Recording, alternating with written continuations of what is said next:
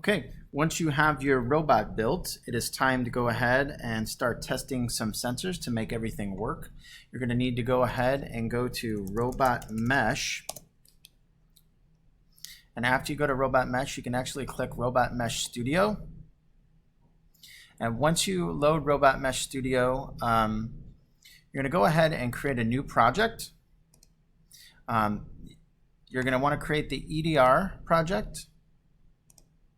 And then we're going to start with Python, although if you'd like to click Blockly, if you want to play around before we get some things done, you can do that. But ultimately, we're going to click Python, and that's where we will be programming. It's going to create a generic account for you. You can sign in with your Google account as well so that it saves it. We can show you how to access that. I'm just going to call this video test. And we'll create. And so this is what it looks like. There's some descriptions if you want. You can use that to type in whatever you want over here and some stuff for your program if you want to make some notes. We'll also have ways in our notes in Python to make some notes. But more or less, what you're going to want to do is look over on the right-hand side and start connecting your sensors up. D means digital, and A means analog, and M is for motors. You're going to want to plug your two motors in, starting with port 2 and port 3, and make sure that you grab motor controllers before you plug those in. There should be 3 pins that are going in, and I'll show you how to plug those in with some pictures. The way to add a motor is just click, so if your motor is in port 2, click motor, and then you want to name it appropriately, maybe like right motor. Click OK, and then maybe motor 3 is going to be your left motor. So click motor and just type in the name left motor. Whenever you're naming things, you want to use a good naming convention. Otherwise, when you come back to it, nobody's going to know what the Bob motor is. Make these things easy to recognize. Okay, and then you're going to want to go ahead and put your servo likely on port 4. So we can click servo. You can just put servo in there for that. Okay. All right. Then you can start loading everything that goes in digital and analog. And the way that you would find out which port that it goes into is to click the little setting here.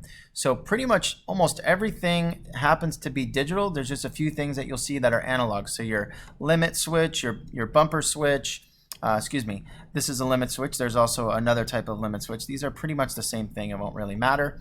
The encoder. We choose the quad encoder, that's the one we use, and then the ultrasonic sensor.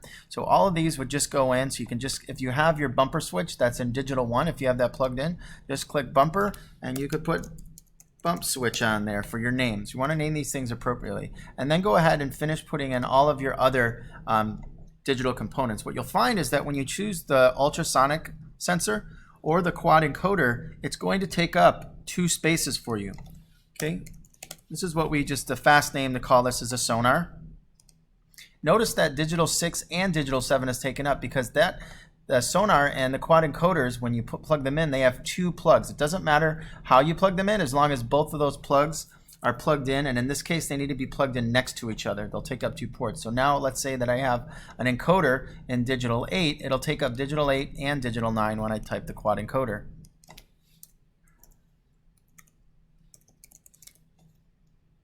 Okay, and so now notice that it's taking up 8 and 9. Okay, for your analog sensors, you're going to get the potentiometer, which we'll talk about.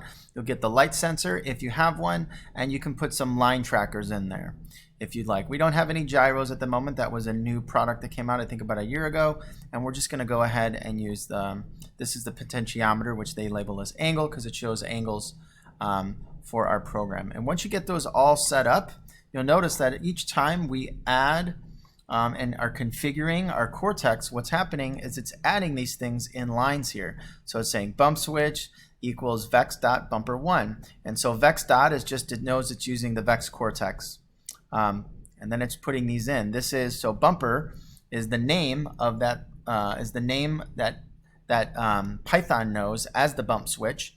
Ultrasonic sensor is what they've named it. Encoder is what they're naming it here. It's easiest to set it up here, but what you could do, if you wanted to copy something or use the same code, you could always copy and paste this into a new Python code. So keep that in mind.